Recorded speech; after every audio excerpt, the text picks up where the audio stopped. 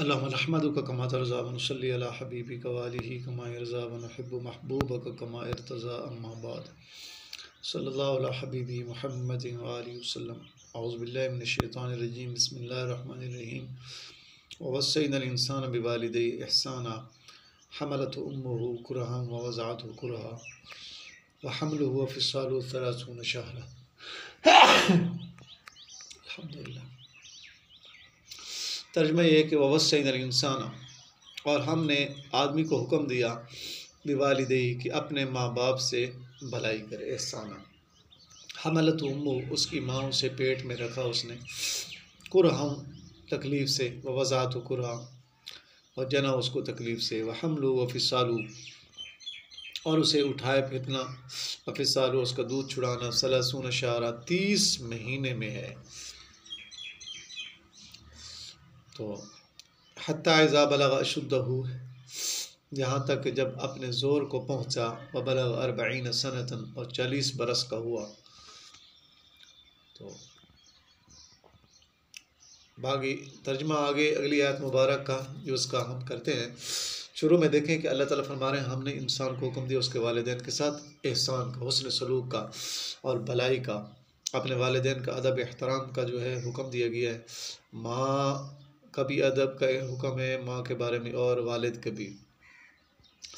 दूसरी जगह पे अल्लाह ताला फरमाते हैं वला तकुल लहुमा उफ़्फ़िन, कि अपने वालिदैन को उफ़ तक न कहो, हूँ न करो, हाँ न करो उनके सामने, और वला तनहरहुमा, उन्हें झिड़को ना, वक़्फ़िर लहुमा जनाह ज़ुल्ली, उनके सामने अपने जो है अपने पर झुका के रखो, यानी खिदमत करो उनकी, माली खिदमत भी करो, और वैसे भी जो है अपने वालिदैन के साथ हर एतबार से ताउन करो, और उनकी नौकरी में जो है वक़्त गुजारो। और फिर जो है ये क़यामत की निशानियों में ये चीज़ लिखी गई है, फरमाया कि लोग जो है अदना सदीक़हु अक़सा व अबाहु, कि लोग अपने, फरमाया गया कि अपने दोस्तों को नज़दीक करेंगे, वालिदैन को दूर करेंगे। तो ये क़यामत की निशानियों में है। इसलिए ऐसा नहीं है अपने करने से, जैसे हम अपने वालिदैन के साथ करेंगे हमारी औलाद भी ऐसे करेगी। इसलिए अपने वालिदैन के साथ जो है अदब एहतराम वाला मामला रखें। आजकल तो ओल्ड हाउस बनाए गए हैं जहाँ बूढ़े वालिदैन हो जाए तो उनको वहाँ जमा करा दिया जाता है, फिर साल बाद उनकी जो है ईद पर यह देखभाल की जाती है किसी एक ख़ास मौके पे, फिर सारा साल वालिदैन को भूल जाते हैं। ऐसा नहीं करना चाहिए। अगर हम अपने वालिदैन को ऐसे करेंगे, उनके साथ ये बर्ताव, तो हमारी औलाद भी ऐसे करेगी। और फिर वालिद का भी हक़ है। हदीस शरीफ का मफ़हूम है, फरमाया वालिद तुम्हारा जन्नत का दरवाज़ा है, उसको संभाल सकते हो तो संभाल लो, और अगर उसको जो है ज़ाया करना चाहते हो तो ज़ाया कर लो, तुम्हारी मर्ज़ी है।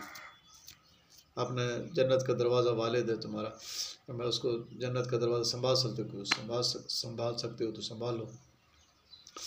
इसलिए वालिद का भी हक़ है, लेकिन माँ का वालिद से भी ज़्यादा हक़ है। इसलिए कि यहाँ कुरान पाक में आ रहा है ना कि हमलत उम्मुहु, कि माँ जो है बच्चे को 9 महीने पेट में उठाती है, फिर उसको जो है उसकी तकलीफ़ में उसको जनती है, तो उसका उठाना, फिर दूध पिलाती है, फिर उसकी गर्मी सर्दी बर्दाश्त करना, और अपनी नींद कुर्बान करना, और उसकी परवरिश करना। इसलिए माँ का वालिद से भी ज़्यादा हक़ है। और माँ के कदमों के नीचे जन्नत इसलिए बतलाई गई है क्योंकि माँ का दर्जा वालिद से भी ज़्यादा है, क्योंकि माँ की कुर्बानी बहुत ज़्यादा है। और जो माँ का अदब करता है, माँ का एहतराम करता है, माँ की खिदमत करता है, तो देखें हज़रत उवैस करनी रज़ी अल्लाह ताला ने क्या मकाम दिया। 14 तकरीबन अहादीस ऐसी हैं जो हज़रत उवैस करनी रज़ी अल्लाह ताला की शान में है।